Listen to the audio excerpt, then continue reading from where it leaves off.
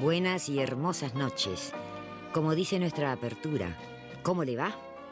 Espero que bien o muy bien.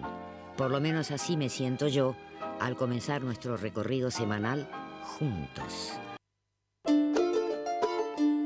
Bueno, ahí escuchábamos a la hermosa Blackie. Qué hermosa voz, ¿no? Sí, la verdad que escucharla es como, bueno, ¿cuánto me queda para poder, poder ser la anfitriona que era Blackie frente al micrófono, frente a la pantalla? La verdad que súper reconocida su labor y no es por nada, ¿no? Que lo es. Hoy queríamos traer la temática de género y radio justamente porque entendemos de que los medios de comunicación y este rol que tenemos nosotras como comunicadoras aquí enfrente del micrófono es de suma importancia para reconocer las desigualdades que existen entre las personas respecto a sus géneros y también porque es un mecanismo de lucha que ha funcionado para visibilizar justamente las violencias, para visibilizar la desigualdad en muchos de sus sentidos. Escuchábamos recién la canción esta de Los Fabulosos Cadillacs, que habla un poco de la disrupción de la radio como mecanismo de denuncia, mecanismo de expresión de todas las identidades. Entonces queríamos saber si efectivamente esto sucede en la radio y reconocerlo a partir de diferentes cuestiones, cómo tiene que ver la presencia de las mujeres frente a los micrófonos.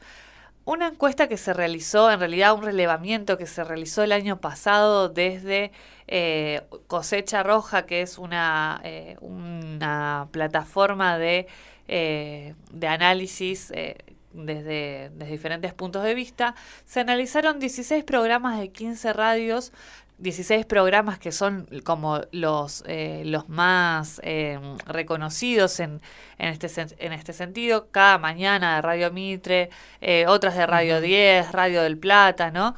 Para analizar cuánto aparecían las mujeres e identidades no binarias dentro de estos programas.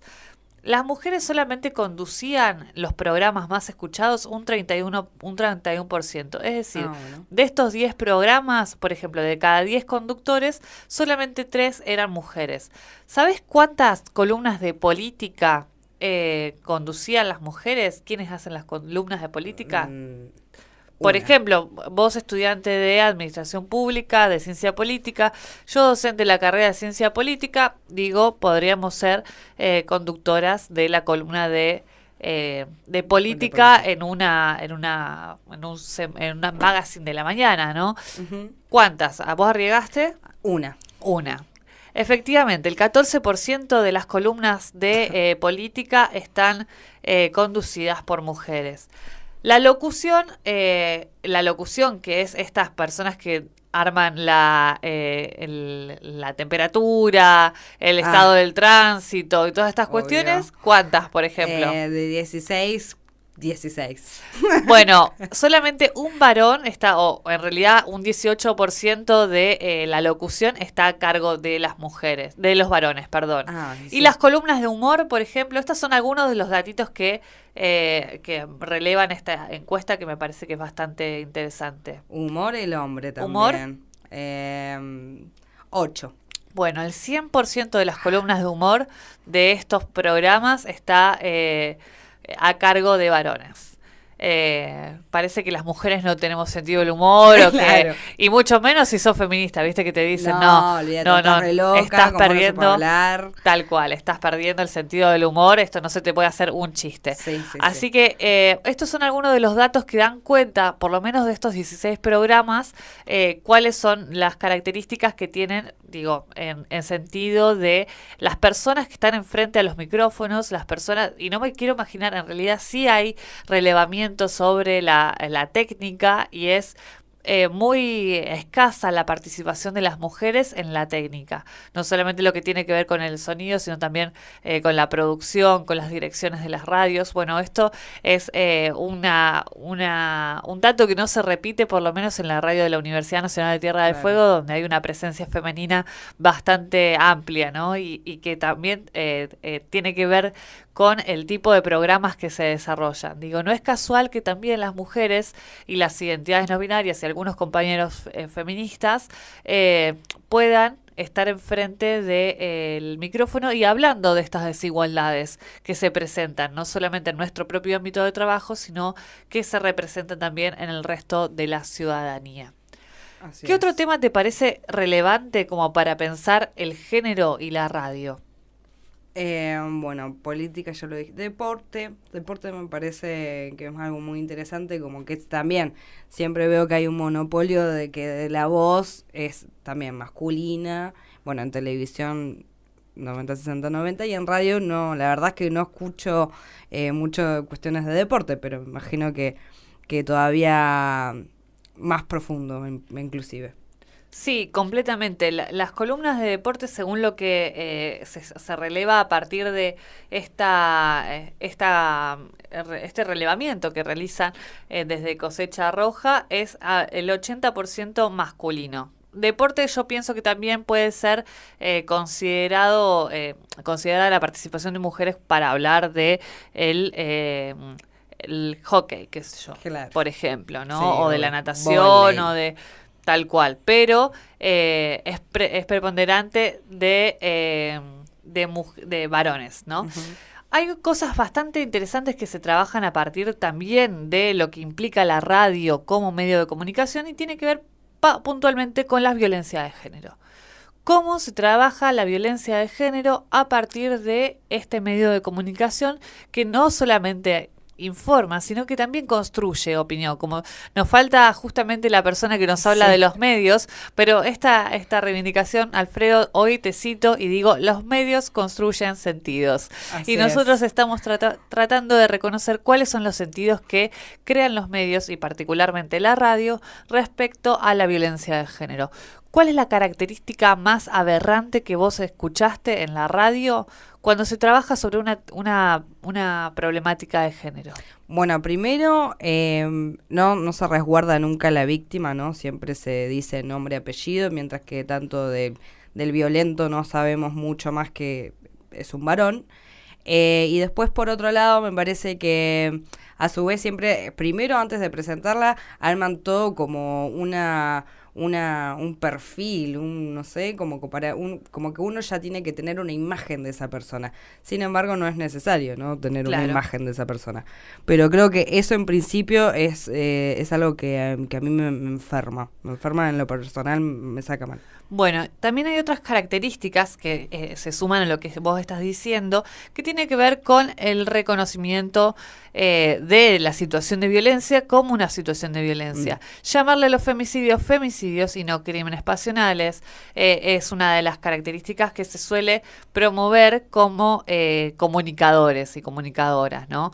La radio construye estos sentidos y por lo tanto decir femicidio, decir travesticidio, no es lo mismo que decir homicidio cargado por cuestiones pasionales o por agravado por el vínculo, ¿no? No es lo mismo decirlo. Y por eso necesitamos comunicadores que estén formados en la perspectiva de género. Además de lo que vos decís de resguardar a la víctima, tampoco se tiene en cuenta la característica que tiene la violencia, porque la violencia también se puede ejercer, de hecho existe la violencia mediática y se ejerce comúnmente desde los medios de comunicación, desde personas con identidades masculinas o personas que no están formadas en la perspectiva de género. Por eso de vuelta nos parece sumamente importante aprovechar las características que tienen o los cursos que da la Defensoría del Público y otras redes como la Red de Periodistas con Visión de Género para hablar como corresponde, ¿no? No solamente para comunicar lo que nos dicen otras personas, sino también para reconocer de que cuando estamos diciendo la persona, podemos decir el homosexual o la persona, no decimos cuestiones despectivas, ¿no? Claro. No tiene que estar cargado con una connotación negativa y una connotación despectiva. O como se suele utilizar la prerrogativa de que las mujeres son violadas porque van con la pollera muy corta, ¿no? Estas cosas que sí escuchamos en la radio, que sí escuchamos en los medios de comunicación y que carecen absolutamente de una perspectiva de género que las avale. Afortunadamente, estas cosas están cambiando. Y acá quiero dejar un mensaje positivo respecto a qué es lo que viene, ¿no? A ver. Vienen, y aprovechando ahora, voy a hacer ya el anuncio de que se van a estar sumando a Boca Sucia después de las vacaciones estudiantes de secundario con iniciativas de participar en la radio con perspectiva de género. También tengo que felicitar a las compañeras de lectura alternativa que están haciendo un programa que trabaja la cuestión de género también como con mucha inquietud, ¿no? Como con mucha... Sí, con muchísima impronta, ¿no? Completamente. Entonces felicitarlas de que están llevando adelante este espacio que me parece que es colectivo y abre las voces, así que me parece muy, muy relevante eso. Y después también, por supuesto, reivindicar que aquí en Tierra del Fuego el feminismo ha ocupado la radio en muchos aspectos y que se permite la perspectiva de género ampliamente, ya cuando las compañeras de Vientos de Cambio en red tenían su programa de radio desde donde empezaron a militar el feminismo en la década de los 90. Las compañeras Lorena y Gabriela Bercier, que también tienen su programa Tarde pero Seguro en una radio privada, ¿no? Desde todos los espacios públicos y los espacios privados se está trabajando con la cuestión de género en la radio. Me parece sumamente importante que revaloricemos de vuelta este rol tan importante que tenemos como comunicadoras y que pensemos en las implicancias que tiene. Sí, a su vez agregar que bueno, que gracias a ellas, las comunicadoras, a quienes saben ocupar los espacios que debemos ocupar también, ellas sostienen y a su vez, como decías recién, que se suman a Boca Sucia las chicas secundarias, gracias a esa lucha es donde se sostiene esta cuestión del feminismo en agenda pública, ¿no? Independiente al debate, a veces a la violencia, que es lamentable y repudiable siempre, que nunca se va a justificar, por lo menos lo estamos empezando a discutir y a debatir como sociedad, y la sociedad está madurando de a poco, pero va madurando, y eso la verdad es para reconocérselo a las comunicadoras y a quienes ponen el cuerpo todos los días por esta lucha. Completamente de acuerdo. Y además, bueno, ya como para ir cerrando esta vinculación de radio y género, me parece que así como los géneros son una construcción social y como los géneros se van construyendo y construyendo a lo largo de la historia, también sucedió lo mismo con la radio en algunos aspectos, ¿no? Uh-huh. Hay algunas otras cosas que debamos reconsiderar y reconstruir en el hacer de la radio, seguramente, pero... cabe destacar que la existencia de radios universitarias, la existencia de radios comunitarias, da cuenta de las transformaciones que está teniendo la comunicación radiofónica y que merece seguir transformándose, incluyendo voces diversas, incluyendo identidades diversas y temáticas que den cuenta de la existencia de múltiples realidades en la cotidianeidad de la vida de las personas, ¿no? Porque la radio es un poco esto, la muestra de lo que pasa en la vida de cada una y cada uno de nosotros. Por último, para recomendarles a las personas que están escuchando que tienen la posibilidad en sus manos de que esa transformación sea posible. ¿Cómo es esto? Cada vez que escuchemos un comentario sexista o un comentario discriminatorio en la radio o en la televisión, tenemos la posibilidad de denunciar este momento ante la Defensoría del Público. La Defensoría del Público entonces se encarga de recabar las denuncias hacia las comunicaciones en radio y televisión que se den violentamente o que ejerzan discriminación. Recuerdo un suceso que me parece que no lo voy a olvidar nunca, del programa de Guido Casca y la otra señora, no me acuerdo, que se burlaron de la identidad no binaria de una persona y fueron incluso sancionados no solamente por la Defensoría del Público, quien los mandó a hacer un taller de perspectiva de género, sino también que tuvieron que ser denunciados penalmente por la persona que se vio afectada. Así que me parece que tenemos en nuestra mano la posibilidad de transformar los medios y tenemos que hacerlo. Entonces, informémonos, defensadelpublico.gov.ar. Allí tenemos toda la información necesaria para luchar contra las violencias y la discriminación en la radio.